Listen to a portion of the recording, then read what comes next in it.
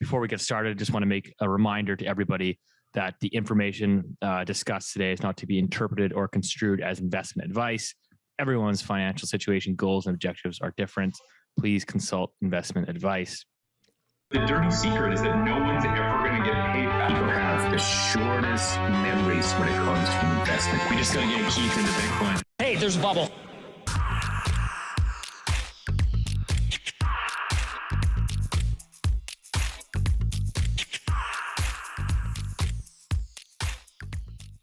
Welcome back to the Loonie Hour, episode 25. As always, joined by the three amigos. We got Rich Diaz, the Tom Brady of macro with Acorn Macro Consulting. And we've got Keith Dicker at Grandma's house today, live filming from Newfoundland of IceCap Asset Management, everyone's favorite boomer. Welcome back to the show, gentlemen. We got a action-packed episode. Bear with us. Keith owes some money to the fine jar. He forgot his podcast mic on his road trip, so bear with us. But and I also want to preface that all we ask when we record these shows is that you share this episode with at least one person to continue building the Loonie Hour community. But let's start the show off with what's going viral on Twitter these days, which is a chart of the U.S. mortgage rates. It's not a Dogecoin chart. It certainly looks that way. But we've had a huge spike in U.S. mortgage rates. I think they're clipping 4.8% roughly, something like that. So huge move above pre-pandemic levels. And that's filtering through to Canada because we've got an update here. We talked about it a little bit last week on mortgage rates. But so we officially have mortgage rates, the 5-year fixed mortgage in Canada, which is the most popular product. The 5-year fixed rate mortgage in Canada is now north of 4% at several of the large big banks in Canada. That's as of today, as of this recording. So anyone that's basically walking into the branch today and says, hey, I want to get a pre-approval, I'm looking at buying a house in the next couple months, that's the rate that they're going to give you as a sort of pre-approval rate hold. So when you go to make your purchase, that's the rate that you're going to get, unless you go variable, which is still around 2.1% roughly. So obviously it's still a big discount there. But your 5-year fix has never been this high. I think we have to go back to, don't quote me on this, I think 2011, I want to say, was the last time we had rates at these levels. And of course, we know prices were obviously much lower. So I am of the view that something is going to have to give. I'm kind of curious to hear your guys' thoughts, but I did have, I did a longer form video of this on my own channel there because I got into it with one of the bank economists here in Canada on Twitter. We were having a back and forth, and he was of the view again that Bank of Canada is going to raise rates 8 times this year, which again I think we all think is kind of ridiculous. And I says, well, I mean, the housing market is already slowing significantly. I can tell you from a feet on the ground perspective that prices are easing off. Demand is waning. I think people are now in the camp of let's sit tight. Let's wait. I'm getting, buyers now like, you know what, Steve, we're just going to hold off. We want to see how this plays out. And so I think that these economists are missing out on the human element, which is markets are predominantly sentiment driven. Yes, there's a liquidity component to that, but there's a lot of it is sentiment based, and in housing, which is a very slow moving market, people tend to wait. When prices are going up, they want to jump in because they think they're missing out. And when prices start dropping, they want to sit and wait. So I was arguing with this economist because he's like, well, listen, our view is 8 rate hikes. And yes, we think housing demand will slow, sales will slow, but prices will not move. And I'm like, really? Like, mortgage rates at 4. I mean, so Keith, we were running the numbers here pre-show.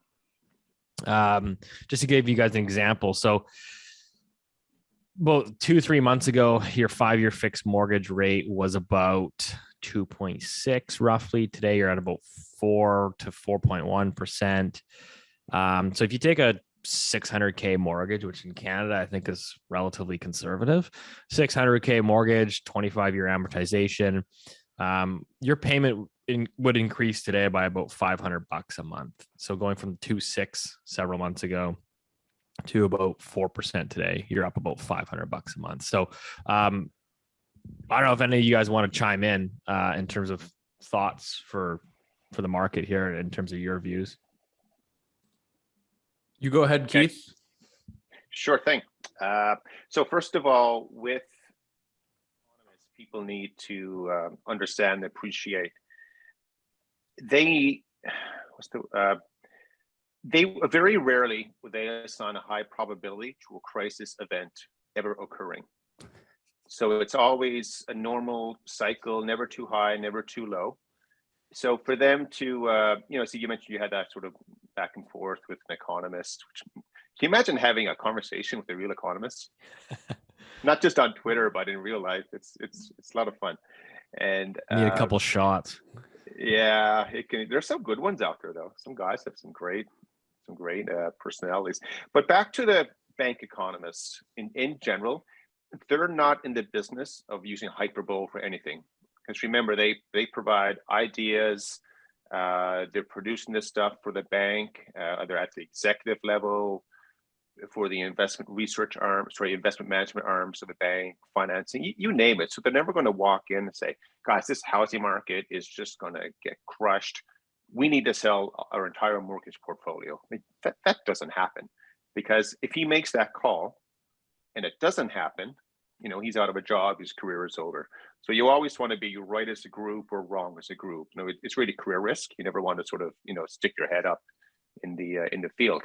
The other interesting thing, I think we talked about this before a few months back, but there's I forget the name of it. It's down in America, but there's a professional forecasters association, and they've been keeping track of their consensus estimate for a lot of different things. But for the GDP number, this goes back to 1971, and I think there's been, you can check it out on the charts, but maybe let's say 9 recessions since then, 9 or 7. I don't know what the number is. This group of professional economists, or consensus number, they've never predicted a recession. They never got close to the number, but they've never ever predicted a recession happening. So think about that for a moment. They've never said, you know what, yeah, we might roll into a recession here. So my point is, especially with people on social media these days and hearing the bank's forecast for this or that, as we mentioned before, guys, something that's going to break here in the marketplace. And no one at the bank level, at the consensus level, they're never going to, they might talk about it behind the scenes, but they're never going to say, yeah, guys, this housing market is in trouble, or this equity market is in trouble, or whatever. You ain't going to get that. So that's a little bit of preamble there. This is also why we started the show, right? I mean, Keith, I remember you and I having conversations offline, which was that, your mainstream media or your financial media in Canada is so dominated by the big 5 banks, spewing out consensus. Nobody wants to step out of line. No one's ever going to make any bold calls because they're not really incentivized to. And we always thought that the financial media landscape in Canada was very dry and stale, and that's obviously why we started the podcast. And I know Rich is in that same sort of camp as well. I know it was that piece that I was reading on Rosenberg Research. There was like 80% of economists' forecasts are wrong or something. And I mean, we've got Rich on the show here. I mean, Rich is batting about 100%. So, Rich, I don't know if you have any input there. I mean, I'm definitely not batting 100%, but I've had a good year. What are you going to do? Next year will probably be shit. But I think there's a couple of things I want to point out. One, I think it's really important to differentiate between what's going on in the US and in Canada. So when we talk about the Canadian housing market, I think that it's massively overvalued on different metrics. One is the Bank of Canada's own housing affordability metrics, which is at a 30-year high. Another two, are the OECD home price to income ratios, house price to rent ratios. You can look at, there's a company called Demographia that do an assessment of hundreds of rich nation cities that do household income to median household price. 5 or 6 Canadian cities are in the extreme overvalued, section or quintile or whatever it is. Canada has much, much more housing debt relative to income, relative to GDP. there's been a speculative fervor that I think has been happening in Canada that I can't in good faith say that that's happening in the US. This is despite the fact that the US house price, I think the Case-Shiller came out a couple of days ago and it was like 18 or 19% year on year. The other thing that I think is really important is, the US has nowhere near the same supply dynamics coming forward. So there's two ways that you can look at that. One is like months supply of new homes. The US is, 6.3. That's, quite normal. And then existing homes is at an all-time low, basically, at 2%. 2 months of existing homes. It's not clear that with what we know about capital expenditures in the residential sector, and you've shown this chart, Steve, and maybe we'll show it again, which is, I think it's like 9% of GDP or whatever it is at residential capex. So anyways, I think it's really important that when we talk about this, I think it's fair and important to differentiate between kind of the silliness that's going on in Canada and what's going on in the US. That's all I just want to say about that. Yeah, I was actually going to ask you because I think you do hear a lot of like sort of mainstream pundits talking about like the strength of like the US, household balance sheet or whatever, right? Like the consumer is strong. And so I'm not sure if you can really apply that same sort of commentary on Canadian households, right? I think the one point, as you mentioned there as well, which is like, if you guys want to just simply, any listener just wants to like dumb it down, all you have to do is look at Canadian household debt to US household debt. So what happened in 2008, 2009 is US households delevered, right? Like they went through a very painful foreclosure process, people losing homes, going through bankruptcy, et cetera, et cetera. Those balance sheets, they delevered a lot of that debt. Whereas Canada, we basically papered over the global financial crisis, right? Like there wasn't really a dip in the housing market. The household balance sheets never delevered. So you basically just have this continuation of rising household indebtedness. And there's plenty of brilliant academic research out there that suggests the bulk of financial crises are almost always stemmed from the private sector. So it's always, typically speaking, a household balance sheet crisis or a corporate balance sheet crisis. That is typically where you see most of your sort of quote unquote financial crises stem from. So that really is the risk to the Canadian housing market. So when we see, again, the hockey stick chart on mortgage rates, not only in the US, but in Canada, I think that the Canadians are going to be much, much more sensitive to that. So I'll be curious to see, kind of switching gears here, curious to see how this obviously plays out. You guys know my views. I think if these rates hold for a period of time, not like 1 month or 3 months, I think these have to hold for 6 or 7 months.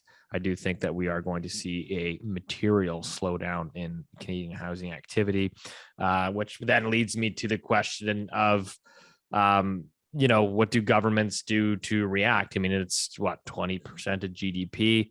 Some interesting things. I don't know if you guys saw this. I had a good chuckle. Some commentary from Australia, which is basically very similar to Canada in the fact that they never delevered their balance sheets in the financial crisis. They have record high house prices and record debts.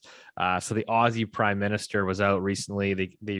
They updated their housing program to provide more supports. So basically what they're doing is they are doubling their successful home guarantee scheme to 50,000 places. So basically what they're doing is they're helping more single parents buy homes with deposits as low as 2% down payment for first-time home buyers. So their Aussie Prime Minister was out saying that if renters are looking for rent relief, they should just buy a house instead. He's not wrong. And I'll quote, he goes, "The best way to support people who are renting a house is to help them buy a house. And over the last 3 years, we've got over 300,000 Australians directly in their own home, and particularly single moms." So it seems we've learned nothing from the global financial crisis.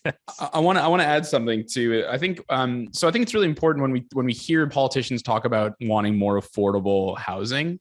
The trick about affordable housing is you need house prices to fall relative to income. And I can assure you that no politician, probably in the history of mankind, has ever successfully won an election on the platform or on the manifesto that house prices are going to crash. And so I think it's just, we need to be very, very careful when it's just not the way you get elected at all, and in the real world, to quote Keith, they actually, gun to the head, none of these people want house prices to fall at all. I mean, especially if you look at where their constituents are voting for them. I mean, if house prices in Toronto fell 30%, I'm pretty sure that it wouldn't be the same color in the following election. So I just think it's kind of funny the way that they frame it.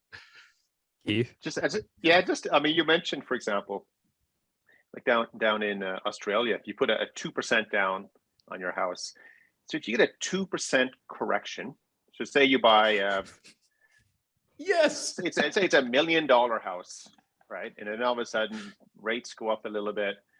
So you have $20,000 of equity in your house, right? And if the market comes down 2%, your equity is wiped out. And all of a sudden the market comes down, say 10%, all of a sudden you have negative equity in your house. Like it's just not right to do that. And so anyway, hopefully, it does work out for that program down there. But I just wanted to comment on something else. One thing, so back before the housing crisis ended down in the US in 0809, I remember having our investment committees at the time where I was working. You're in this room and a bunch of like really smart humans, and the consensus that they all pump out was that, hey, real estate is regional. So you're either exposed to, say, like, the financial sector or the oil sector or the tech market or something like that. And there's never been a national correction or crisis in housing. It's never happened before. So therefore, it's not going to happen. Like, that was the consensus view that I'm listening to. And of course, what happened was that, hey, yeah, there was a national crisis, and it engulfed the world. But what wasn't realized or appreciated at the time was that rates were held so low for so long. So in basically 02 to 06 maybe. Rich is the smart guy, right? The US was at 1% for long time, two and a half to 5 years, whatever it was. So that's effectively the 0% rate. That's where it was. And that caused everything to break. And now here we are in Canada. Now we're like, 14 years later. We've also been living in this, zero rate world. Negative rate world. Yeah, but let's forget about real rates, for example. Let's just look at nominal rates. But, we've been in this period where rates have always been low at zero. There's nowhere else to go with it, really, on a nominal basis. And yet, that the bankers, government policymakers, central banks, whatever, they still refuse to acknowledge that, hey, this has the potential to be a problem. So what the solution is to this problem, they say, hey, let's make it easier for people to borrow more and stuff like that.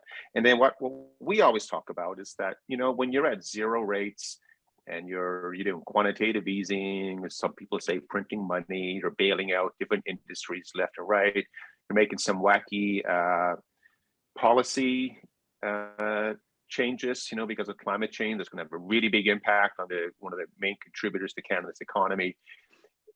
The probability of us experiencing some form of financial stress, if you want to use that word instead of crisis, it's sky high, guys. Like, it's extraordinarily high that something can, snap, crackle, or pop here. And, maybe we're starting to see the beginning of it now with rates creeping up a little bit. But again, no one is really ready for it or prepared for it. Because if it does happen, anyone who bought a house in the last 2 years, especially, you're going to be underwater. You have negative equity on your house. And what do you do then? You take the keys and you walk away. Well, some people might, but not everyone. But anyway, but again, I can't stress enough that the thought of a crisis of some sort in real estate cannot happen. It's based on a world where we've never been, with zero rates and negative rates and QE and everything. Just be on your toes and be open to some big shifts coming up here. Well, yeah, I mean, I guess to push back on that slightly, I think if national home prices corrected, God, I don't know, 20, 25%, I think you'd take it back to like the pre-pandemic levels, basically. Which are still really high. So I don't know. Yeah, I don't really know how that plays out. But do you guys have any opinions on? I mean, Rich, on I know we were chatting about a little bit earlier there, but how do you see this playing out? So, like, again, we've talked about this before. Inflation, transitory, where yield's going to be, how far central banks are going to get. How are you guys looking at the bond market right now, in the view that, like, okay, whatever, the 10 years way up, it's moving very, very quickly. Does this break markets? Maybe not yet, but is there a recession call in 2023? Are yields close to, like, is the long end of the curve close to peaking out here? Like, do we still got more room to go? Like, I mean, how are you guys kind of factoring this into your view right now? So I'll never make a recession call because I don't like forecasts, for the same reason that Keith thinks that economists are a bunch of dummies. I think as the data changes, you should change your view. And I think what happens when you make a forecast is you become married to the forecast, and your ego gets in the way of assessing the data dispassionately. So that's my cop-out answer, a stroke, something I genuinely really believe in.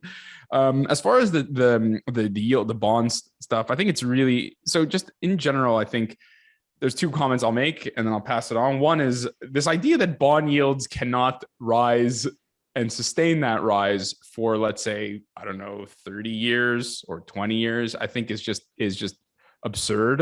From 1960 whatever to 1989, which is almost 30 years. I mean, whatever dates you want to pick, bond yields went one direction, upwards. And so this idea that because of demographics, because of QE, because of this, because of that you just cannot ever see that again, I think is really poor analysis. On the face of it, it's illogical. And I think we should the idea that it's impossible, to me, is kind of stupid. And I think we should be careful about that view. However, there's two questions that come up with that. Where is the top of this 10-year bond yield? Who knows? We've talked about on this pod before that that financial repression is probably, the goal of all the end game here for central bankers, whether it's through digital currency or who knows. But one way they can definitely do it is having, interest rates just be lower than inflation for a sustained amount of time. That's one way that you can kind of do financial repression. But the other thing is, I think, and we've rightly called that I think that the bubble is not in equities. And I maintain that. It doesn't necessarily mean equities are going to do great, but I don't think the bubble's in equities. I think the bubble's in bonds. And when, eventually bubbles pop. Now, sometimes they pop and it's really nasty, and sometimes they kind of fizzle out, as if you think of a balloon. But I think what's really important is the idea that we can't just have back to the original point, which is you can have a trending upwards bond yield. And in that world, you probably have crappier returns on your equity portfolio and your housing portfolio. And after 30 years of fantastic returns for asset holders, we're sort of due. So that's sort of the way I would frame it. Keith? So two things. The first one is, on a longer term basis, demographics shows that the Canadian bond market just gets crushed. It's destroyed. As everyone is getting older, all of a sudden you move from being a net saver to consumer with your money. So right now there's still savings are going into pension funds, which are going into bond markets like every single day, week, and month, and quarter. So one of the best ways to resolve this over the longer term, Canada needs to get younger. So, we have that not really happening right now. So that's negative. As for the near term, I'm quite bearish on corporate credit, so credit spreads. So I can easily see an environment where, say, the government 10-year yield doesn't go up that much or even comes down. But credit spreads, Rich mentioned, that the bond market is, it's shite and you don't want to be in there and stuff like that. And I completely agree. And I could even see an environment where equities just surge, like they go up vertical. And that's during a period where the economy is declining, earnings are falling, and stuff like that. So because like money is just running for cover, we're running away from the bond market. But right now, what's really interesting, for example, the yield on the 2-year, let's use the US as an example. The yield on the 2-year is basically the same as the yield on the 10-year bond. So if you're going to invest your money for 2 years or 10 years and get the same yield, which one are you going to take? You take the short end. Why would you want to buy that long-term bond, which then exposes you to so much more risk? So I think we are, Rich was a fraidy cat who wouldn't predict a recession coming up. Yeah, I just noticed you are wearing glasses. I do like the glasses, by the way. I always wear glasses. Yeah, I didn't notice that till last week. But I think that the probability of growth coming down a lot faster than what's been expected in the past is quite high. So that's why you will have this inversion on the yield curve. I know right now there are a lot of nerds out there discussing the yield curve, which party you're going to use or not. I think you're just splitting hairs with it. The fact is, the long end of the curve, it's not ripping higher, guys. It's we're kind of flattish because the front end has come up so much. And the real next big shock financial market surprise, I think, is going to be central banks not hiking rates as much as what they're expected to. And they pull back, which I think might lead into we want to talk about the Japanese and Europeans. As well, wait, please. There's two things I want to say. If they don't raise rates the way that they're expected to, if they stop being as hawkish, I think that 10-year goes even higher still. But maybe that's a conversation for a different day. But I think that you can make the case that their hawkishness is what's keeping that long end actually down, because people are afraid they're going to raise rates and induce a recession, which is why people are worried about growth. But there's just one other thing. I'm actually working on this right now with my analyst, Nathan, which is trying to sort of create some kind of heuristic for investors to give me and my clients a simple, intuitive way of determining what the fair value bond yield should be. Now, loads of really, really smart people have done this before me. So this is definitely not my idea. I'm just sort of trying to copy that benchmark. But one of the ways that you can do this is sort of by finding the way you can, one way that you can do this is by, what is a bond? Bond is a risk-free instrument, and that risk-free instrument is basically supposed to be a way that you can determine, whether you should invest in a risk-free rate or invest in some other instrument to, hopefully generate a higher return. And the way that you can analyze that is by looking at the economy as a whole and inflation. Anyway, I'm not going to get into it, but I think one really powerful tool is by looking at GDP growth over a certain amount of time and inflation. And by that metric, the inflation that we've seen has really changed what the fair value bond estimate to be. And so far, my model is pointing around 4%. Which would really, really change everyone's view on housing and the equity market. But anyway, that's just another way of sort of assessing what the fair value bond yield might be. So I just had a text from Julian Brigden that says, "Rich, I'll give my model to you if you want it." What was I gonna say? But yeah, so I mean that's it's 4%. I think the problem is you have these central banks intervening into these sort of quote unquote free markets and gobbling up all the supply, which I mean we'll transition here because that leads us to the next conversation, which is okay, yields, where are they going? How are central banks going to react? What is fair market value when they're buying up all this debt? Let's talk about what's happening in Japan with the BOJ, the Bank of Japan. So as you guys know, or maybe don't know, is quantitative easing was basically born in Japan. So they're about a decade ahead of sort of the rest of us here. I don't know, what do they own now? Over 60% of the Japanese government bond market, something along those lines. And they've got a yield curve control. But anyways, Keith, maybe just update us here, because what's been happening is the yen has been falling quite precipitously, and the governor there, the BOJ governor, was out recently saying, they're basically going to throw the kitchen sink and buy as many Japanese government bonds as they need to in order to maintain their sort of yield cap, which I think is 0.25%. So maybe just kind of walk us through what's going on over there. Yeah. So first of all, we have a path that we expect the global system will take, who will experience stress. And we have the Japanese as the second last. So they're, the Americans are the last, and the Japanese, then Europeans, and before that, Canada and then emerging markets and stuff. Maybe the Japanese are going to move to the front of the line, or maybe all this happens extremely quickly and you're just really blurring the lines.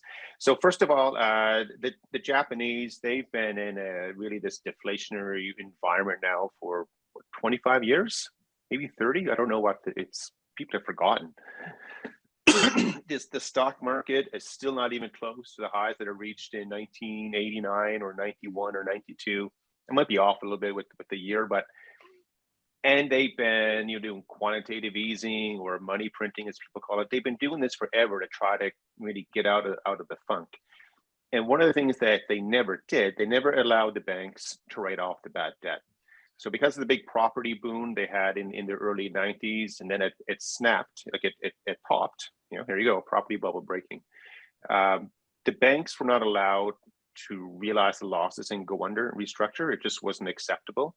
So instead, they've been basically zombie banks for all that year. So I'm explaining this for a reason. So the central bank in return, they're printing money all the time, or quantitative easing. It's not really money printing, guys, but it's a bit of a gray line there.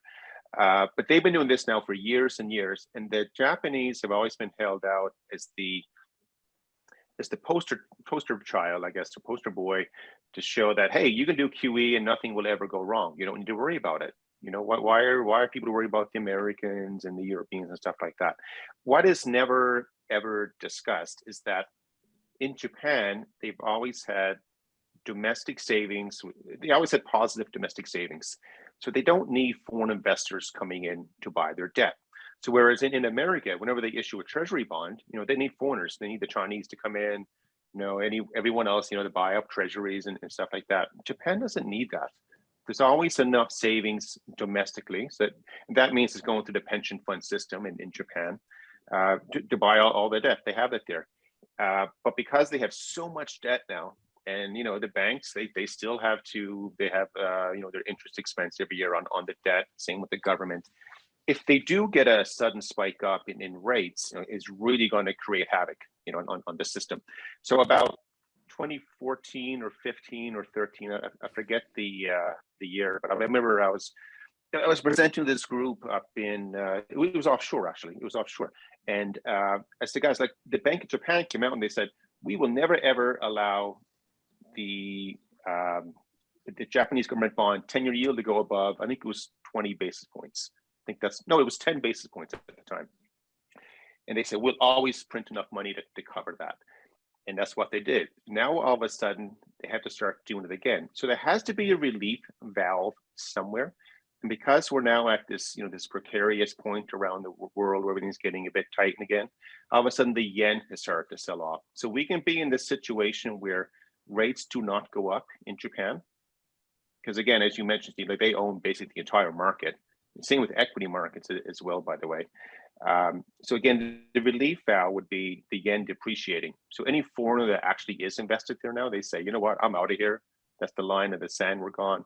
Maybe domestic money can start moving as well. So you can have the bond market staying where it is, and then the currency coming out. So like the Japanese yen has been one of the biggest movers over the last couple of weeks. I think we mentioned it a couple of weeks ago. It was something to watch.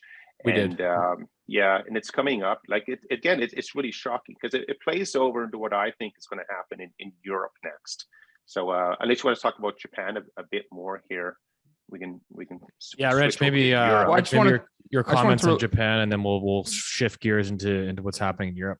Yeah, I just wanted to relate it sort of back to Canada and why the oil sector is so important. No, I'm kidding. I'll spare everybody that. But Canada. So Steve mentioned something really important, which is that Japan has a really, really excellent savings record, which is true. I mean, they do save. The other thing is really important is they have a current account balance that's positive.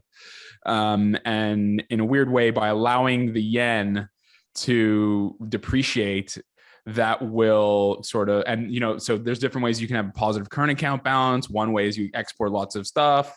The other way is that you own lots of foreign assets, and then those assets will shed cash flows, profits or whatever. And then when you repatriate those profits, you can use them internally to buy, I don't know what Japanese people like to buy, sushi or whatever, right? Or invest in beautiful buildings. I mean, Tokyo is one of those beautiful cities I've ever been to, but whatever it is. And so bring it back to Canada. One of the things Canada does not have is a strong record on savings. In fact, we have an absolutely abysmal savings rate relative to the rich countries. I think if not the worst, it's not third or whatever it is. And the other thing is Canada has a balance of payments, which is just at zero. And just because I can't leave this alone, if it wasn't for oil, Canada's current account balance would be significantly well below zero. And add that so poor savings, negative current account balance, and you're in for some trouble. And so that's why I think it's just such a fascinating kind of parable if we compare the two economies. One thing you left out, Keith, though, is that the population growth in Japan is shrinking quickly. And I think that that's another sort of death knell on that economy. But anyway, that's it for me on Japan. Yeah. Japan, but Japan, like I know people have been saying this a long time, they call it the widowmaker trade and all that stuff. But again, we are at the point now with the whole world that's zero and negative, and we're leaving that floor. And as soon as everyone leaves that floor, something's going to happen here, and you shouldn't be shocked by it. And most Canadians are going to say, who cares about Japan? I'm not investing in Japan. It's not going to bother me whatsoever. Yet, if you look at your balanced mutual fund you have, everyone has direct and indirect exposure to everywhere now. So again, remember, we've been in a period of globalization for 30 years, maybe, pretty strong. By the way, that's another conversation, another episode. Globalization is now dead. Like everything. No, come on. Brought back again. It's not going to be as alive as it definitely used not. to be. But the other thing, but Keith, you're wrong about that. But what you are right about is there we go, Twinkie bet. Twinkie bet. What you are right about is Japan is like one of the largest economies in the world. I think it's mass. It's a huge portion of the equity market. I think U.S. is about 50% of the global equity market cap. Japan is second, I think, with 7 or 8. As a percentage of world GDP, it's an enormously wealthy and rich country. And if that country gets into some trouble, Canadians are going to feel it. You can't ignore it, right? So anyway, it's a really important point that Keith's made. Mm-hmm. So I think we should do an episode in a week or two on globalization here and play some Twinkies on that. But Rich, I know you also wanted to chat. One more thing though. One more thing though. The 3 biggest debtors in the world, you have the Americans are 1. The Japanese are 2, and the Italians are 3. Mamma mia! There's a lot of debt out there, and people talk about GDP all the time and stuff like. It doesn't include debt. There's so much debt out there, and we need to be very mindful of how it moves. Right. But that's the thing. So there's so much debt out there. So how do you actually move up rates meaningfully off the floor without having some significant restructuring? You can't. Yeah. Someone will feel the pain somewhere. Right. So it's either you continue to paper over this zombie economy, or you go through this very painful restructuring of sorts and figure out who the winners and losers are. No, I mean, but one thing, on the zombie economy thing, I think what's important to note is Japan's real GDP per capita has gone up, basically has ticked up and up and up and up. So yes, there's lots of things that are wrong with Japanese economy, but their standard of living remains one of the best in the world. It's make no mistake about it, is an extremely wealthy country. Canada's falling, by the way. I can't speak to that, but I just, when you look at the real GDP per capita for Japan, it's going up. It's not going down. And I know GDP is a flawed measure, and et cetera, et cetera. Because they had deflation, though. Because if they've been in this deflationary shock for so long, and if inflation starts spiking up in Japan, that number is going to come down dramatically. Yeah, that's fair. But I'm just saying, they're a wealthy country, and they own a crap load of stuff outside of their country. I mean, anyways, it'll probably manifest it in the way that it is, which is the yen, and we'll see how that goes. But anyway, Steve. I guess, bringing this conversation sort of around full circle is the ongoing predicament of all these countries.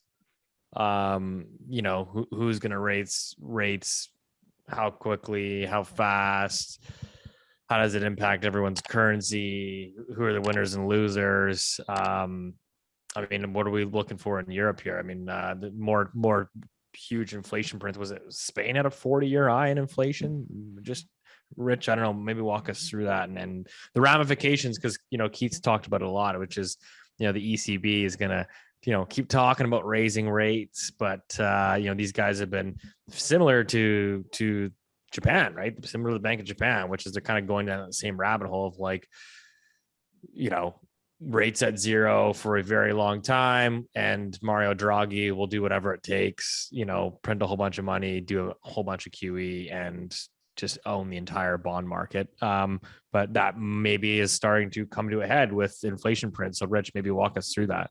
Yeah. So Germany had, I can't remember exactly what year it was, but let me tell you, in Germany, this is not going over well at all, especially given where everyone knows the ECB is, and so their supposed view on continuing to keep monetary policy at extremely loose levels. But Germany printed, I think, I'm looking at it at 7.3%, which is very, very high. It's probably a 20, 30-year high. Sorry, I don't have the chart up with me. But Spain is the same thing, nearly 10% in headline inflation.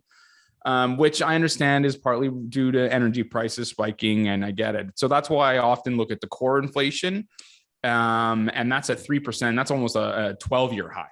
So even if you sort of X out the crisis numbers, and you even that, and that's being generous, these are enormous numbers. And it's basically, I think we're cutting to a point where the credibility of the central bankers is going to be tested in, I think, a real way. I think I'd love to hear. We can talk about the rationing and energy market later, but I think it's really the credibility I think will be tested.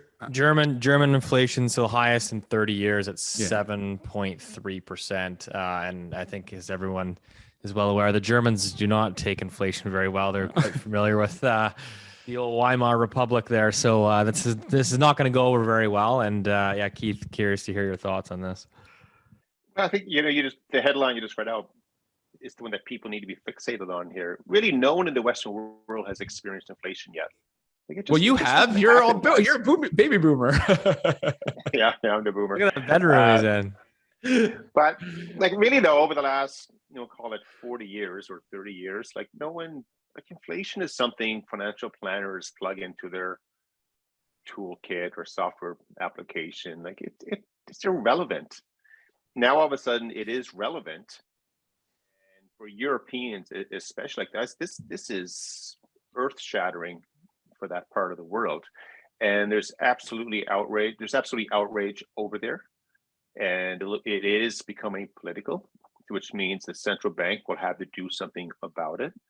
And it's as soon as those numbers of people, you talk to anyone, if you went to Germany and said, yeah, inflation is 7%, they'd probably laugh at you and say, no, it's not. It's 45%. Yes, sorry. It's a really good point. It's the same here in Canada. What's our number? What was the last number? 5.7, some bogus underreported number. Right. That's a really good point, Keith.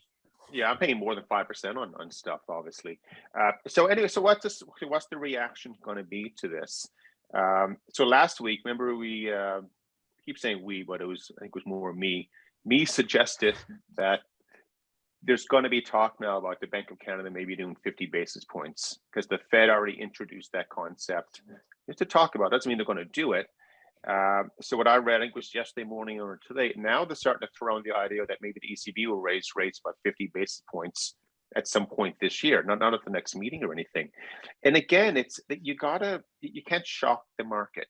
Central banks, they like to be as predictable and transparent as possible, and it's irrelevant whether you agree or disagree with their policy. They said you got to know what are they going to do. So what I expect with the ECB, we've already said they're going to sound as hawkish as they can be.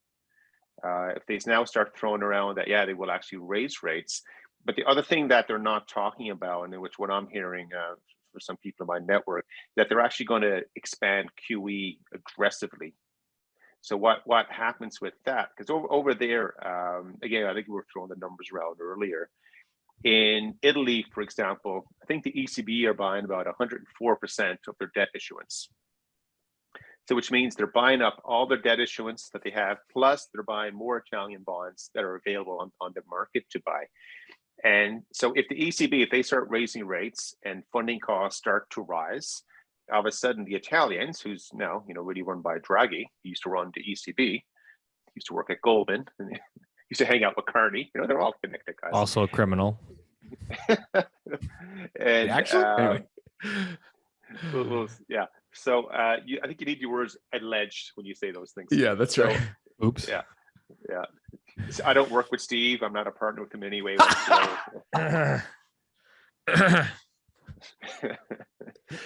Okay, back to the story. But the Italians are saying, hey, we're going to have to issue a lot more debt now coming up because you're raising rates, or you're telling the market you might raise rates. You need to increase your QE. And all of a sudden, Spain is saying the same thing. The Portuguese are saying the same thing. Everyone is saying the same thing. So we could have this really wacky monetary moment in Europe where they're trying to raise overnight rates, but yet, so they're being hawkish on the front end of the curve and extremely dovish on the back end. It's sort of the opposite of what they're doing in Japan. Japan is trying to keep everything down. So again, guys, it's a messed up world. Well, that's a good segue quickly, because I actually want to touch on that, because okay, Rich, you put out this chart here, brilliant chart, by the way. Essentially, the Canadian government borrowed a lot of money during the pandemic. Over 60% of that debt matures in 5 years or less. So, in an era or an environment where rates are going up and your largest borrower is the government, becomes extremely costly to roll that debt with rising interest rates, right? So you don't have to you're basically issuing more debt to pay the old debt.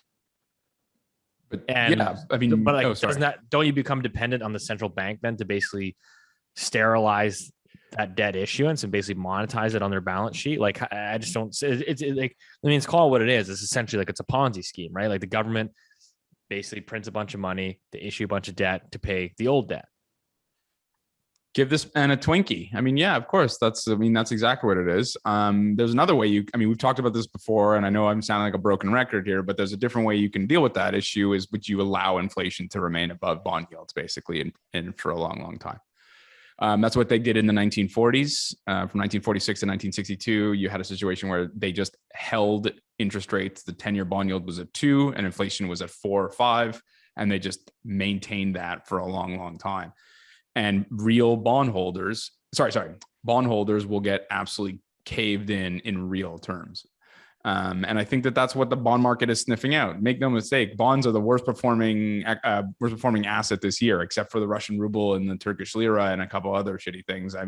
Bonds are. We're seeing 10%, 8%. I think month to date, the Treasury was down 5%. This is a 10-year bond yield, one of the most important instruments in the whole world. If you own that instrument. So Keith, I think you've nailed it. I know I'm pretty annoying and I repeat myself on this financial repression thing, but I think that's the way these banks are going to deal with it. Well, yeah, I'm just looking at this and saying, okay, I've now got in Canada here, I've got a Trudeau Jagmeet government, which obviously just wants to spend a ton of money, run all these social programs, and all of that is predicated on issuing a whole ton of debt in an environment with rising interest rates. Is it's comical. And I just, like I said, I think it's just important to our listeners, and maybe you guys can chime in on this. Canada can't just go out and blow these massive deficits and monetize all their debt without other central banks doing it. Because then you basically have this massive currency debasement, really. I think global investors start to sniff that out, right? So you basically need every other central bank almost to sort of play along the same lines. Canada can't act in its own. And that's what's happening. There's a coordination, behind it all, and that's where we're headed. There's two things, but sorry, I just want to say there's two things that come to mind with that. And one is like, how do you protect yourself as an investor? This is why when we talk about being super negative housing and house prices, I always pause, because in a massively inflationary environment where your currency is being debased systematically for whatever reason, whether it's government or central banks or whatever it is, what's a really good way of protecting your wealth? It's owning a home that you can live in and keeps your kids warm, and you can play ping pong in the basement or whatever. You know what I mean? Like so I wonder, that the government is also subsidizing through favorable tax policy. Yes, that's true too, of course. But and then the other way obviously is, to a lesser degree perhaps, is the equity market.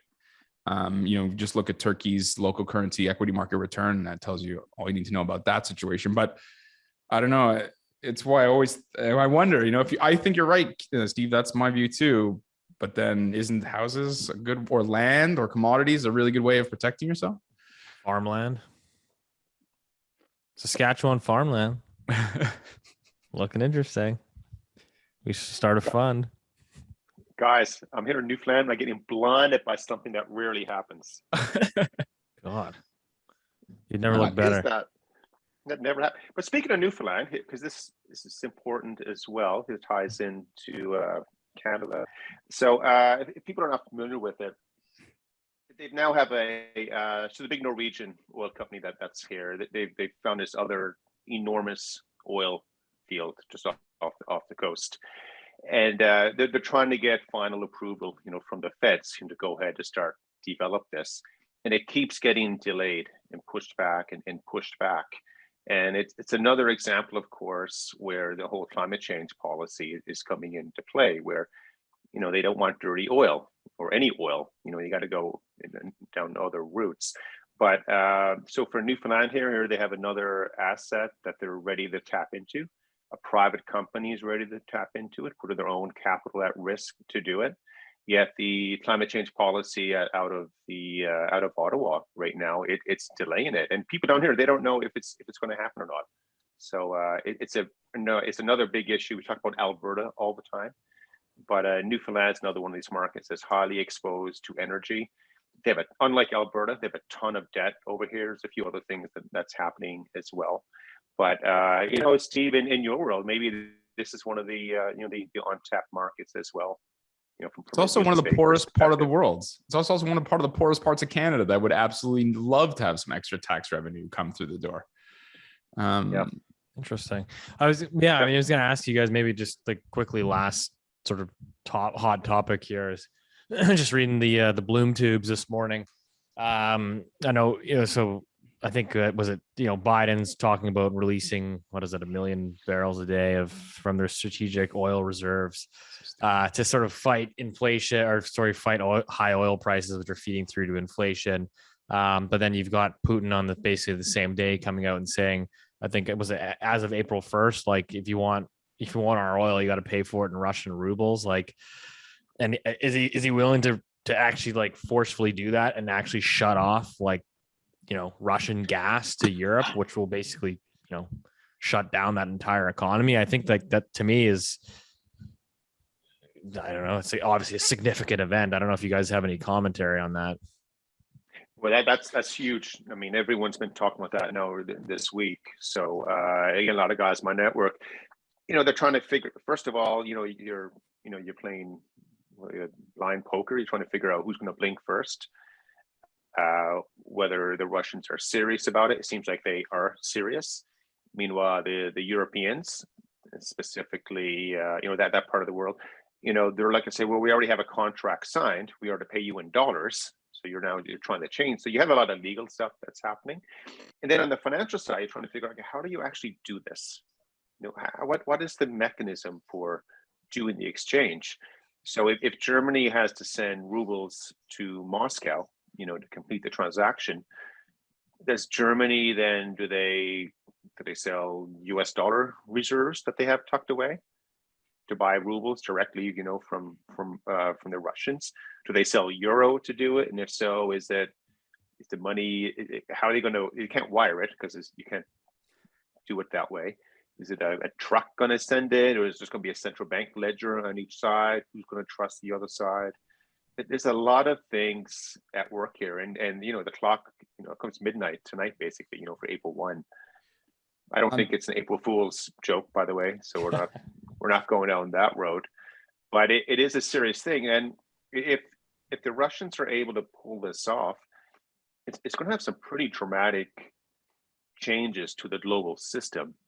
So all of a sudden, everyone who owns commodities or selling commodities, maybe they're able to get around this whole US dollar, global reserve currency system. It's going to be very hard to do, but, over the next 24 hours, then maybe we'll find out, which way this moves. It's a serious event. It really is. The only thing I wanted to add to Steve's point is, so I'll take it further. I think it's going to happen. And the reason I think it's going to happen is because Germany is one of the most important manufacturing countries in the world, certainly of Europe. And they're talking about rationing energy. Which is incredible, right?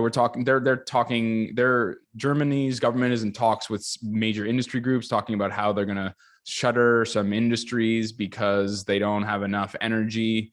They're going to direct it towards heating houses and that kind of thing. On December 31st of 2021, just a few months ago, they moved again to shutter 3 more nuclear power plants. Insane. But there's very, very low natural gas inventories in Europe. I think it's like 20%, which is much, much lower than it normally is. It's a very seasonal product, natural gas. There's no LNG terminals because climate change policies prevented the building of those. And so they're talking about rationing natural gas in Europe. And without natural gas, you can't, so much of the industry in that part of the world, industry is energy intensive. And how do they get the energy? They usually burn natural gas. Where does the natural gas come from? It comes from Russia. And so, like an enormous amount of natural gas is required.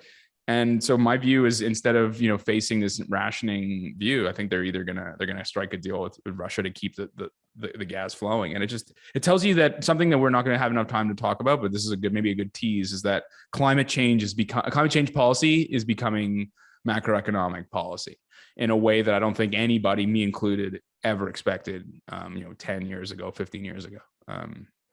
You mean those factories don't run on wind turbines? Oh no. I mean, you need gas to build the steel to make the wind turbines. Anyways, it's no joke, right? I mean, Germany is 25% of Euro area's GDP. If you looked at the German sentiment indicators that came out last week, again this week, they've all cratered. Businesses are worried. The consumer confidence indicators are down. I mean, I think Keith rightly, surmised that there might be a recession there. He said that a few weeks ago. Energy is really, really important to our global economy, and without, and we know how to produce it. Make no mistake about that. It's just, Here's the other thing that happens next, though. So if I'm running Germany or even Canada, for example, if I want to reduce the cost of gasoline for everyone, just make it zero taxes. So I don't know what the exact taxes are built into price per liter in Canada. In Europe, it's extremely high. I bet you they can cut, the price of petrol over there and it probably in half, 50%. The Germans, they can pick it up, right? Because they have more money coming in. If the Germans do it, all of a sudden they look at the Italians. Hey, you guys going to do it? And they're saying, we can't really afford it. And then Spain says the same thing. The French are just not organized enough to get it done anyway. It's just going to create this enormous cluster, party there in Europe. But I want to circle back though to how do the Russians get rubles to do this trade? And because they are talking about to say, well, if you're on the other side, you have to open an account within the Russian commercial banks, and that's who will do the FX. So let's just say, Rich, you're representing the Germans, and I'm in the bank in Moscow, and you come over and say, okay, here's all these euros. We need to buy rubles from you so we can pay for the nat gas or oil that we're getting. and I kick back and say, okay, here's the rate that we're going to give you, for the ruble euro exchange. And I'm telling you, it's going to be nowhere close to what the market is. Nowhere close, because I got you bent over the barrel, Rich. You need my oil, my gas. If you give me dollars, I can't spend them. I'm a Russian bank. I can't go anywhere in the world and spend this money. So I'm going to get a real nice rate. And then that's going to tick you off as well. You're going to say, wait, this is not working. So I don't think it's going to be this real nice, neat, exchange tomorrow, if it's supposed to happen tomorrow. But again, just to explain that it's a very complicated transaction they're trying to do. And then plus as well, say Germany, they say, yeah, we're going to do this. All of a sudden, the Americans are going to tap them on the shoulder and say, what the hell are you doing? Yeah. We just told you, you're not allowed to do it. So we'll see where we go with this. Maybe this is the next phase of the the new aggression that's taking place around the world. I think that's a good place to end it. I think that just sort of summarizing when we went around the world here, basically, I mean, long story short is it's a cluster. It's a shit show. I don't envy being a policymaker right now, because I think that there's gonna be a lot of winners and losers. There's gonna be some body bags, and seems like a time right now for our listeners to be prudent, be on your toes. Obviously, financial disclaimer: seek out proper financial advice. Keith, do you have any last comments here? You're waving. Speaking of shit shows, the Vancouver event is still on, right? Yes, still on. Guys, I appreciate all your emails asking for tickets. I don't have anything in concrete set in stone. We're still working on the venue and stuff, so bear with me. Well, I booked my flight, so I'm coming. Yeah, the flights are booked. Worst case scenario is we'll have street corner. Yeah, we will bring a cooler and some chairs and sit in the park. No, we will have a proper venue, but just give us time. When we have the announcement with tickets, we'll certainly let you know. But like I said, as always, we appreciate your support. All we ask that you share this episode with at least one friend, and let's continue to build a Loonie Hour community here. And we'll see you next week.